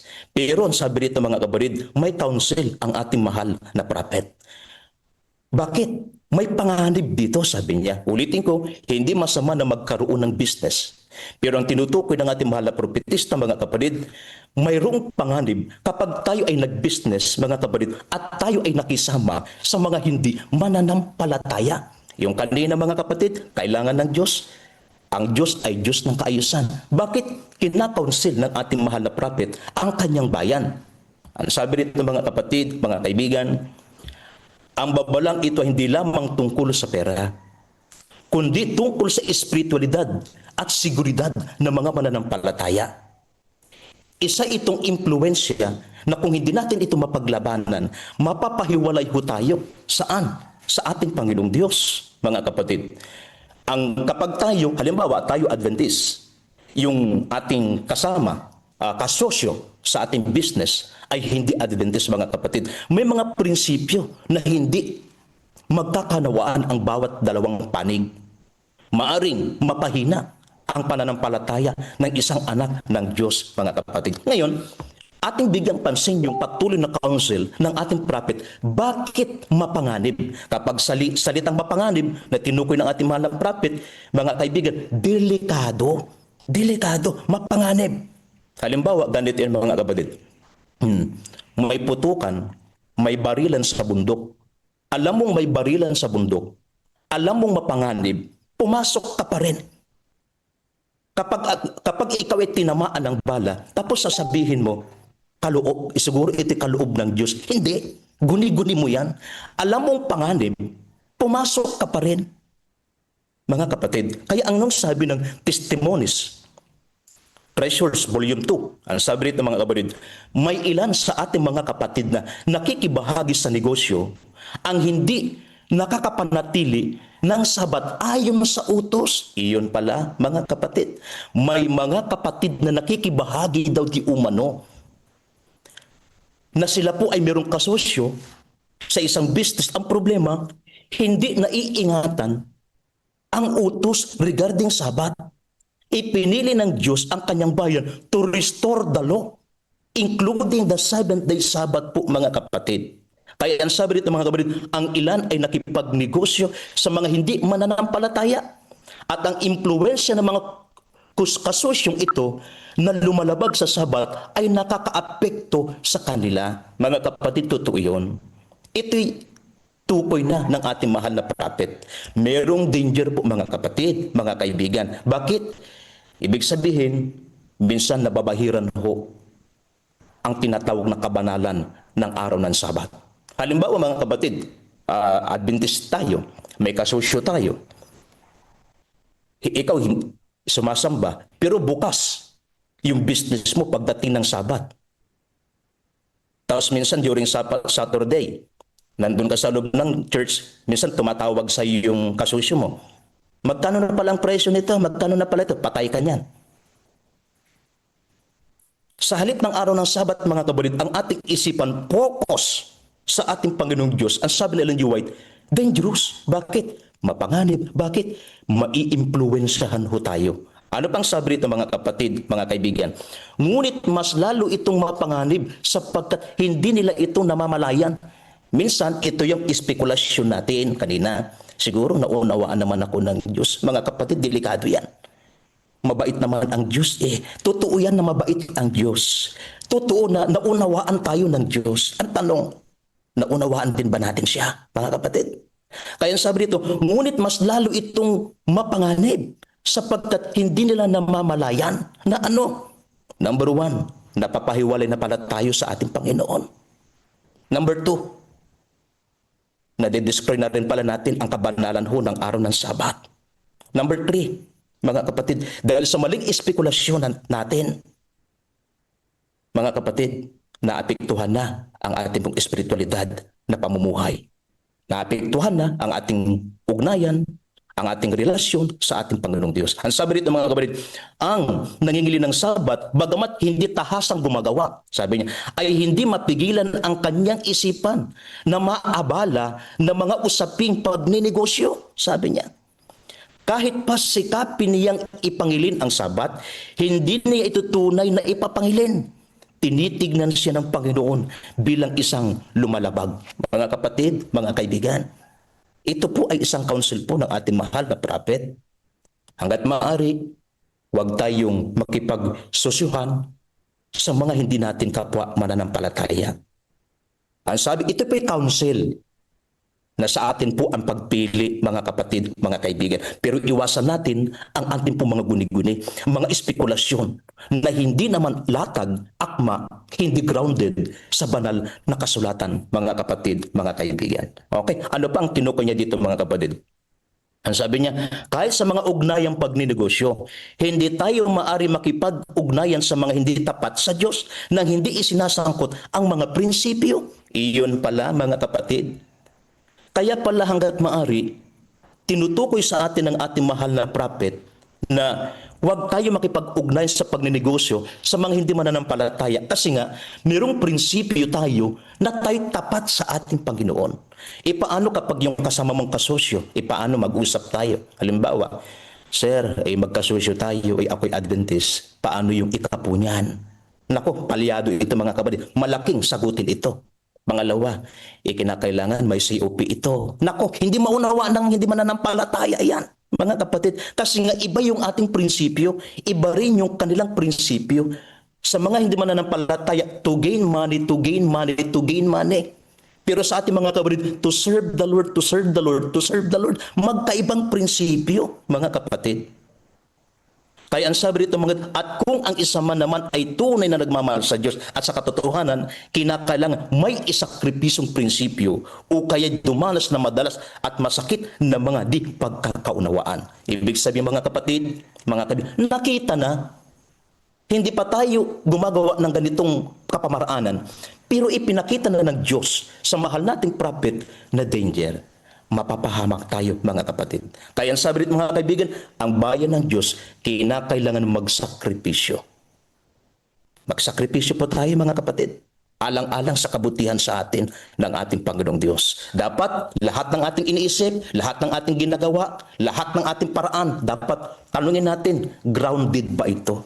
Ito ba'y akba sa salita ng ating Panginoong Diyos? Meron pa pong isa, ang sabi rito, mga kapatid, sulat ito ni Ellen G. White, The Latter in 7 Years, 1905, 1915, Volume 6, ang sabi niya rito, mga kapatid, isa sa mga panganib sa haharapin, future. Kung tayo ay makipag-ugnayan sa mga hindi mananampalataya, ay ang hindi natin maasahan ang kanilang mga pananaw at paghatol tungkol sa mga banal na kapakanan na gawain ng Panginoon. Iba yung pamamahala nila, iba yung kanilang hangarin, iba naman sa atin. Tayo, nagbi-business tayo, para saan? Para mawalhati ang Diyos. Pero sa kanila, nagbi-business sila, para saan? Malaking pagkakaiba ito, mga kapatid. Kaya sabi rito, mga kaibigan, bagamat bukas ang Biblia sa harap nila, ito na, alam naman nating mali. Alam na nating tinukoy ng Biblia, mapapahamak tayo. Pinapasok pa rin natin, tayo mismo ang nagdadala sa ating sarili sa isang kapanganiban, mga kapatid, mga kaibigan. Kaya sabi dito, hindi tayo maaring umasa sa kanila. Pwede naman tayo mag-business. Kasama natin ang Diyos, mga kapatid. Sapagkat ang mga kaaway ni Kristo ang siyang nakaka-impluwensya sa kanilang mga kaisipan. Mga kapatid, ibig sabihin, iti-counsel. Kapag tayo makinig sa counsel, mas mapapabuti tayo mga kapatid. Ibig sabihin, nasa atin pa rin ang desisyon mga kapatid, mga kaibigan. Kaya kung ating bibigyan pansin, napakaganda mga kapatid. Sabi rito, ang Diyos, sabi niya, ay nagbigay sa atin ng pananagutan. Inaasahan tayo ng Diyos na ibahagi ang salita ng Diyos, mga kapatid. Na ito po mga kaibigan ay layunin nito at tayo po mga kapatid ay isang representative ng ating Panginoong Diyos mga kapatid, mga kaibigan. Sabi niya, layunin niya na ang banal, sabi niya, at pantaong pamamaraan ay magkaisa sa pagpapahayag ng mensahe ng babala. Mga kapatid, ang Diyos, sabi rito, sa saklatan ni G. White, naghahanap po siya ng kanya po mga kabahagi. Sabi niya, at isa sa kanyang tinignan na kanyang magiging kabahagi ay ang Seventh-day Adventist upang ipangaral ang salita ng Diyos na siya po ay malapit nang dumating. Mga kapatid, mag-iingat tayo sa lahat ng ating ginagawa. Mga kapatid ko, asahan natin lagi. Lagi nating bigyan pansin, lagi nating bigyan puwang ang salita ng ating Panginoong Diyos sa bawat desisyon na ating pong tinatangkilik at gustong tangkilikin sa ating pong buhay. Pagpalain po tayo ng ating Panginoong Diyos ngayon pong umaga, mga kapatid. Amen. Amen. Kung kayo po ay Pastor Raul. purihin ng Panginoon, maraming salamat po, Pastor Raul. Kung kayo po ay Amen. Praise the Lord. inspire, nakinabang at talagang atin pong naintindihan, naunawaan ng mensahe po, pwede po bang pa-heart react dyan? Kayo po ba'y naandito pa? Tayo po ay 159 dito sa Zoom. Ayan. So, nice ko po makita na kayo po ay nagpadala ng puso. Ayan. We are the light of the world at nais po natin na paalalahanan po ang buong sanlibutan na malapit na pong dumating ang ating pong Panginoong Jesus. Maraming salamat po sa ibinahaging mensahe po sa ating lahat sa pamamagitan po ng ating pong Pastor Raul Requito. Nais ko pong magbasa ng ilang pong mga reflections ibinahagi po ng ating pong mga kapatid. Pero bago po yan, nais kong tawagin ang attention po ni Brother Jonathan Maglonso at Pastor Rudy Vargas. Si Brother Jonathan po, maaari pong ipaglingkod sa atin mamaya ang adoration at confession at si Pastor Rudy Vargas naman po para sa thanksgiving at supplication. So nawa ay narito po sila at ready po sila. Pa-confirm na lang po sa ating pong chat box. Ayan. Maraming salamat po, Brother Jonathan.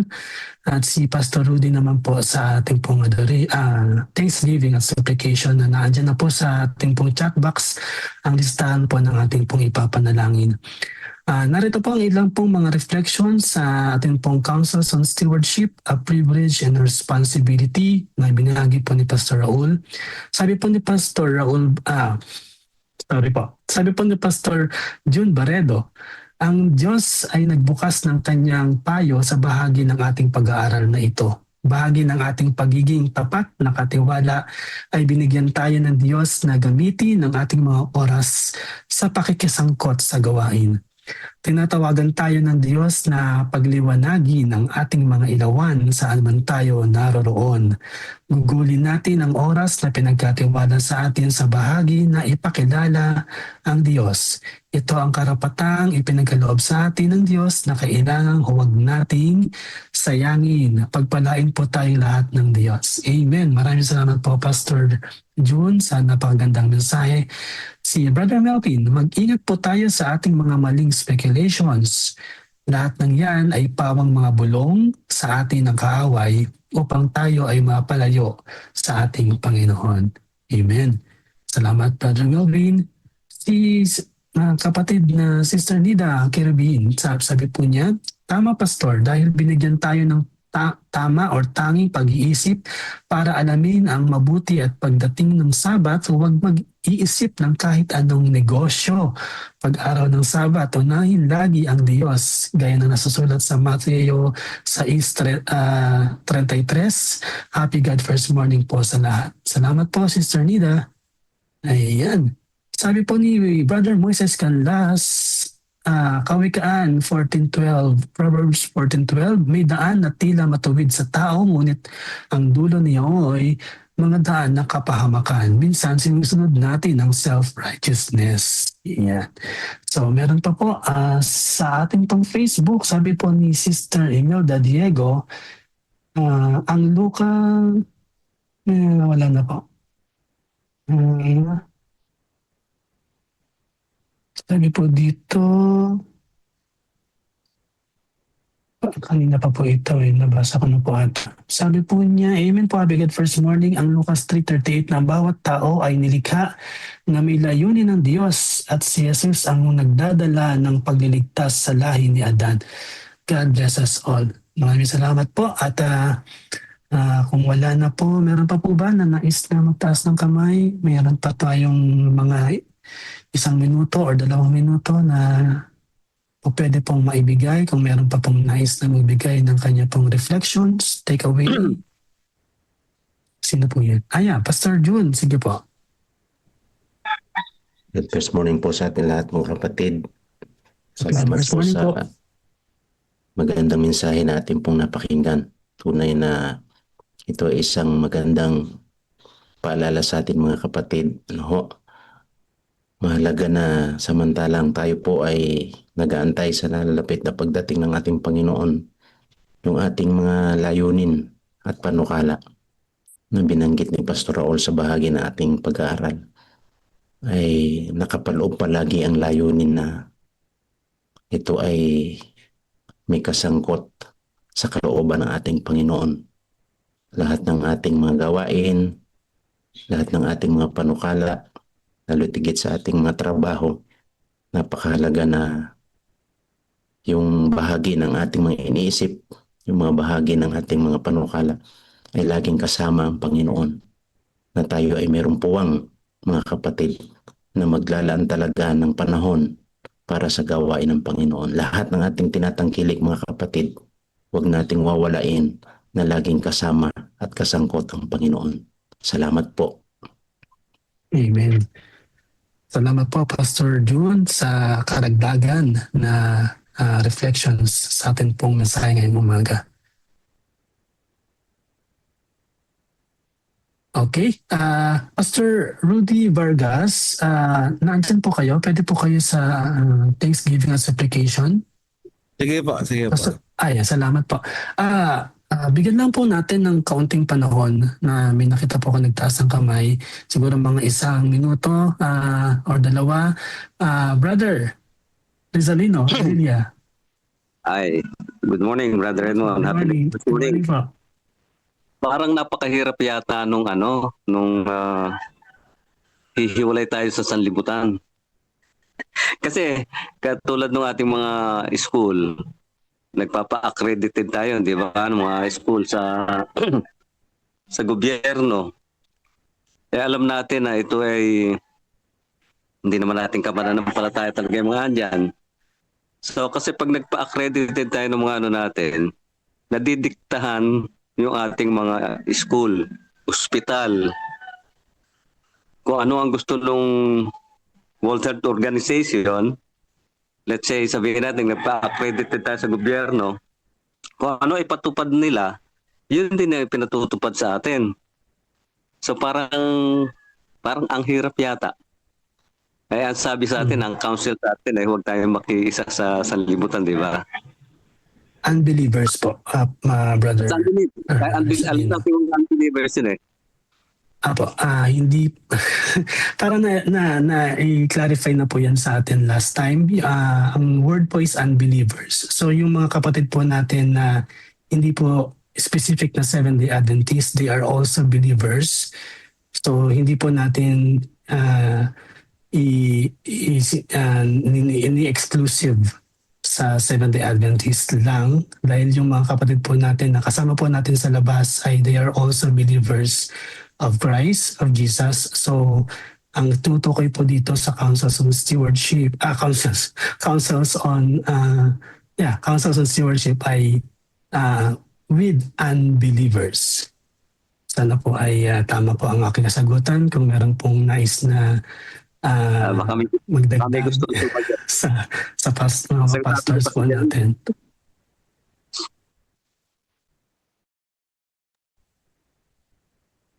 Okay po. Meron pong binabanggit si Brother Melvin, Sir Edmond, sa kanyang chat.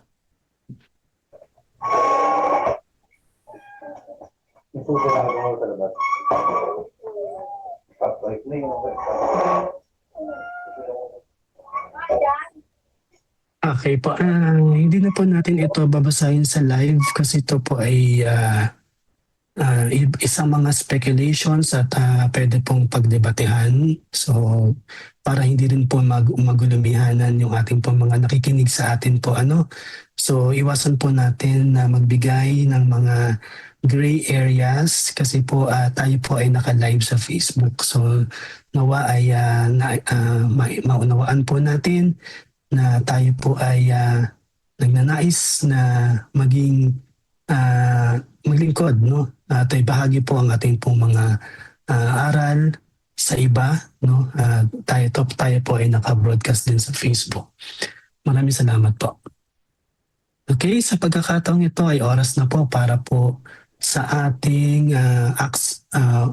prayer. Pangunahan po tayo muli ni Brother Jonathan sa Adoration at Confession. Thanksgiving at supplication naman po ni Pastor Rudy Vargas. Kung may nais pong sumagot sa pastors na kasama po natin dun sa katanungan ni Brother Sunny, or pwede na lang pong offline siguro para lang po maklose yung katanungan kanina.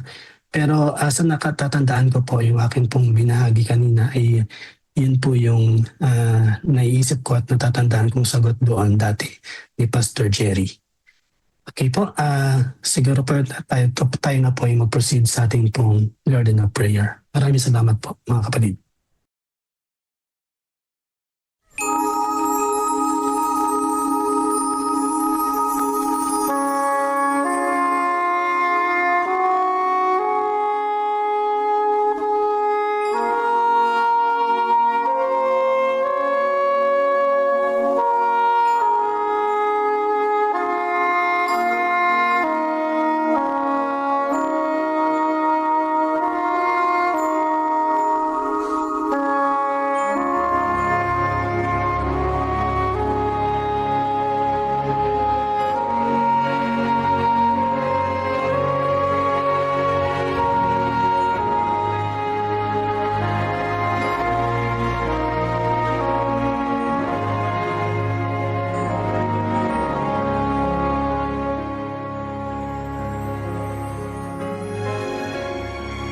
Tayo po'y manalangin. Mapagpala at dakila naming Panginoon, ang luklukin ay nasa mga kalangitan. Kami po ay dumadakila at pumupuri sa inyong banal na pangalan. Ikaw po ay kinikilala namin na ikaw ay manlalalang at dakilang manunubos. Ikaw din po ang aming kasama palagi sa umagang kay gandang ito. Salamat po, kami ay inyong binangon, ginising, binigyan ng buhay at hininga upang sama-sama muling makibahagi at magsalo-salo dito sa God First Morning. Kayo rin po, O Diyos, ang laging nagpoprotekta sa amin sa araw-araw. Saan man kami lumakad, saan man kami magtungo, ay kayo kasama namin palagi. Kayo rin po, O Diyos, ang nagkakaloob ng lahat na aming pangailangan sa araw-araw. Sa material, sa pinansyal, sa espiritual at sa lahat ng aspeto ng aming buhay. Kayo rin po, O Diyos, ang dakilang manggagamot na naglalapat lahat ng aming karamdaman. Kung kaya nga po kami ay nagbabalik ng mataas na antas na papuri at pasasalamat. At kami ay sumasamba sa inyo, dumadakila sa inyong pangalan. Hindi po kami maging karapat-dapat sapagkat kami po ay nasusumpangan yung dumadaan sa mga kahinaan. Nakikita niyo po ang aming puso na kami ay hindi nagiging tapat. Maaari po ba, O Diyos, at kami sumasamo sa umagang ito. Linisin niyo po ang aming mga puso. Likhaan niyo po kami ng bagong puso at matatag na espiritu sa aming kalooban. Dalangin po namin, O Diyos, at pangako niyo sa 1 John 1:9, if we confess our sin, you are faithful and just to forgive us and cleanse us from all our unrighteousness. Kaya po inaangkin namin ang pangakong ito. Kung kami po'y pinatawad niyo na, Ama, maraming salamat po. At kami po ay magpapatuloy na aming panalangin. Sa pagpapatuloy, O aming dakilang Diyos, O amang banal, o sa nagmamayari ng aming hirap ng buhay. Amin pong ibinabalik sa inyo ang pinakamataas na papuri, pasasalamat at kaluwalhatian sa iyong pong dakilang pangalan, sapagkat ikaw ay napakabuti sa bawat isa sa amin, sa kabila ng aming pong mga pagkakamali at pagkukulang at pagkakasala. Ikaw ay patuloy na nagmamalas. Aming salamat sa panibagong araw na ito, panibagong buhay, at panibagong lakas at kalusugan sa araw na ito. Salamat na hindi po kami iningatan sa nakalipas na oras sa aming pong pagtulog. Hindi po kami binantayan sa magitan po ng itong piling ngayon at po ng itong banal na espiritu. Salamat po sa araw na ito, sa pribilehyo sa muli na kami po nakapaglingkod, pag-aral, nakapakinig ng iyong pagbabalita ng salita ng katotohanan mula po sa banal na kasulatan. Salamat po sa mga pagpapala na po pinagkaloob sa amin o sa hininga ng buhay sa araw na ito. At ganoon po, salamat dakilang Diyos sa iyo pong dakilang pag-ibig na siyang hari sa bawat puso po namin. At narito po ang mga panalangin ng bawat isa. Ikaw pong nakakaalam ng nilalaman ng aming pong bawat puso at isipan. Ang bawat isa sa amin ay mayroon pong kanya-kanyang kahilingan. Ang bawat isa sa amin mayroon pong mga karanasan, mga pagsubok sa buhay. At Panginoon, ikaw ang nakakaalam kung ano ang mga solusyon sa aming problema at pagsubok. Salamat sa karunungan at salamat po sa kalakasan. At ganoon po, aming dakilang Diyos, aking po nilalapit po sa inyo ang pong focus at yun po ang dakilang Diyos, Brother Edmond Savio, ang kanya pong family ay patuloy pong pag-ingatan at sa kanya pong patuloy na paglilingkod po sa inyo ang tirinig po. Ang family po ni Pastor Sam at tirinig po si Pastor Sam sa kanya pong patuloy na paglilingkod sa inyo. Yun po si Pastor Daniel Villar, po si Sister Nick Lazaro, po si Pastor Raul Dutito. At ang bawat pamilya na kinabibilangan o amin natin ng Diyos ay patuloy at po ang ganda po ang kalusog. Po ang nakala ng CLPM project for every family builder. Yun po ang crusade kung saan ito po ay pangunahan ni Pastor Tony Salanza ito sa January 31 ay patuloy pong palain at pinili po ang dakilang Diyos ang sa tagapakinig ay inyo pong himukin ng inyo pong banal na espiritu ang bawat puso at isipan at sa kanila pong patuloy na pagsisiyasat at pasaliksik ng pong mga salita ng katotohanan. Yun po ang crusade sa barangay Anunas ito po February. Lahat po ng mga involved, lahat po ng kapatiran na siyang yung pong pinagkakatiwalaan sa gawain ito Panginoon palain at ihanda ang mga puso ng mga tao na siyang nagpo na yung pabalita salita ng katotohanan. Ito po ang Operation Balik Sigla sa Ugnan Church headed by po ay sa panguna po ni Pastor Jackson Dasoy ay patuloy po mga pagpalain at pinagin po ang dakilang Diyos ang inyong pong gabay at matubay at karunungan ay patuloy na maranasan.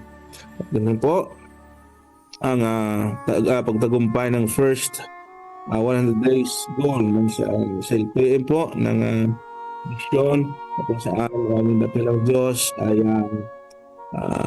salamat po sa inyong pong pagpapala sa bawat isa at pangunguna po sa mga leaders at amin po sa mga nanonood po sa CLP o Panginoon. Amin po sa Arento Elders Bootcamp sa Abibig, Karanglan, Nueva Ecija, from January 30 hanggang sa February. Aming dakilang Diyos ay wala pong pagpalain ang bawat isa at tuloy po ang bawat isa na may karamdaman at yun po ang kalusugan ng bawat isa ko ang class student po na pabalik-balik sa lagnat ay yun pong ipuin ng pong mapagpala at makapangyarihang kamay si Guchiko na kung saan sa kanyang karamdaman o lagnat o ang dakilang Diyos kung buong puso ng palataya pagkat ikaw po ang pinakamagaling o pinakamagaling doktor na siya nagpapagaling sa lahat ng uri ng karamdaman o sakit o ng dakilang. Marinawahin mo ipuin po ng ito mapagpala at makapangyarihang kamay kanyang pong katawan, ang kanyang pong karamdaman ang lagnat Panginoon galod sa kanya patuloy ang kalakasan, kalusugan at ang lubusang gagaling magaling pa lang. Ayun po, Brother Daryl Isgira para po sa pagtatagumpay sa kanya pong chemo at radiation. January to take the blood for February 30.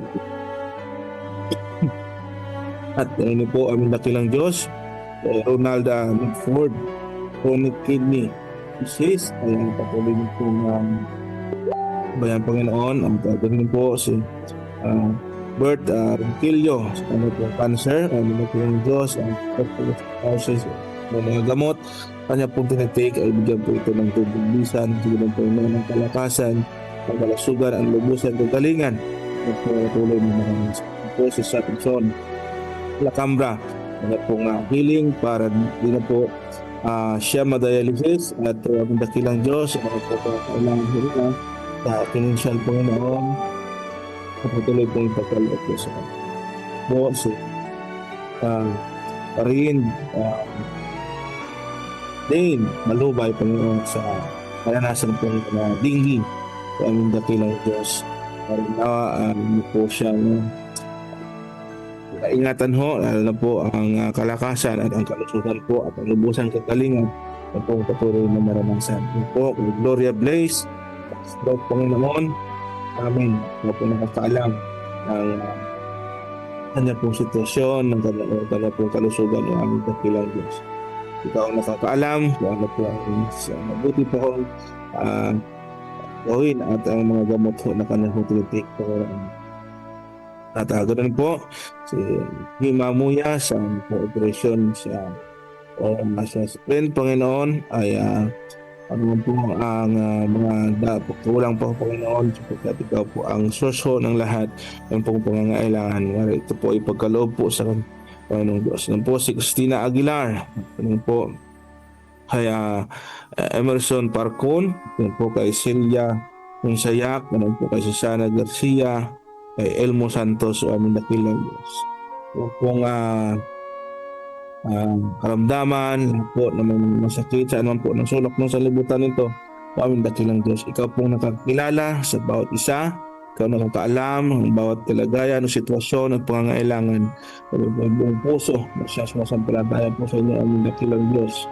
Pagkat ikaw lamang ang siyang nakapagpagaling po sa lahat ng uri ng karamdaman sakit po nila. Ano man po kulang at ang source ng lahat Panginoon ng mga pinapangailangan physical, financial, mental, na po sa spiritual aming dakilang Diyos.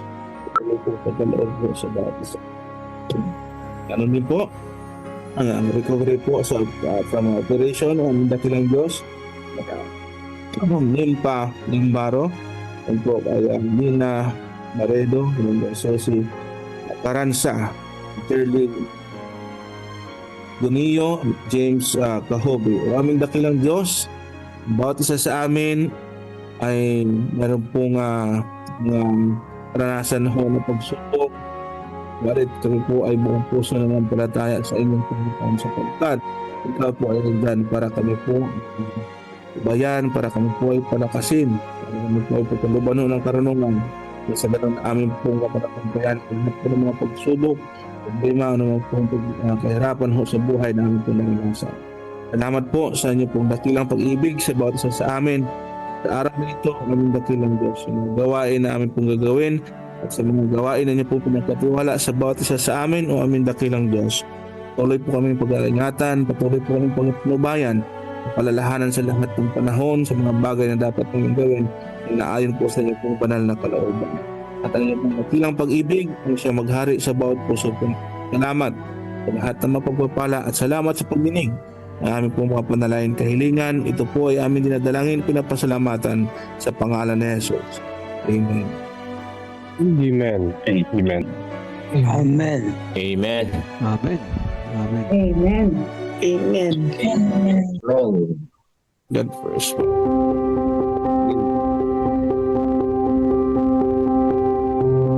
Ano ang mangyayari kung lahat ng Adventista sa Central Luzon Provinces Mission ay ilalagay ang Diyos sa lahat ng bagay? Ano ang sinasabi ng Diyos na mangyayari kung ang kanyang bayan ay uunahin siya? Ang ilagay ang Diyos sa una ay humahantong sa masaganang buhay. Ang ilagay ang Diyos sa una ay humahantong sa mapalad na buhay. Ang ilagay ang Diyos sa una ay humahantong sa mabungang buhay. Ang ilagay ang Diyos sa una ay humahantong sa buhay na pinapatnubayan ng Diyos. Ang ilagay ang Diyos sa una ay humahantong sa buhay na nakatuon sa kaharian. Ang ilagay ang Diyos sa una ay humahantong sa maunlad na buhay. Ang ilagay ang Diyos sa una ay humahantong sa matagumpay na buhay. Ang ilagay ang Diyos sa una ay humahantong sa buhay na may misyon. Ang ilagay ang Diyos sa una ay humahantong sa buhay na numero uno, ulo, hindi ang buntot. Humahantong ito sa isang buhay na makapangyarihan at walang limitasyong pakinabang.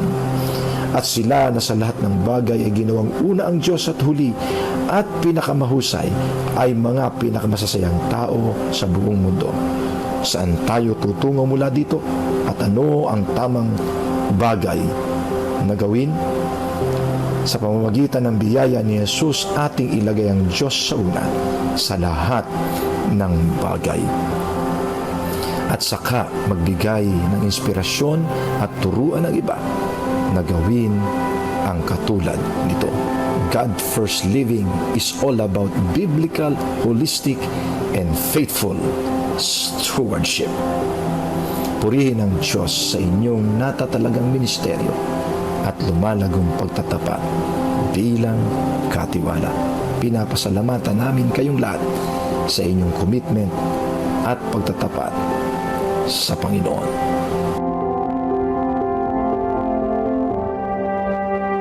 Amen. Amen. Amen. Amen.